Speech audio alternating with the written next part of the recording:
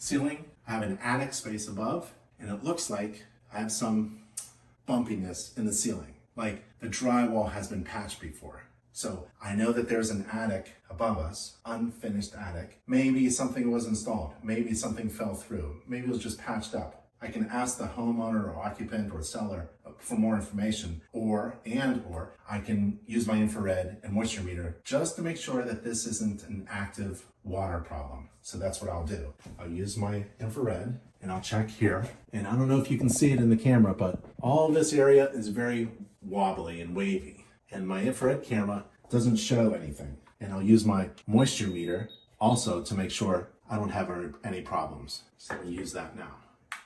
Okay, got it on the right setting. Nothing.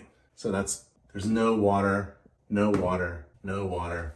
So I've used my eyes, I've used my infrared, and I've used my moisture meter. I don't have any problems here. It's just a cosmetic issue. Maybe something happened in the past.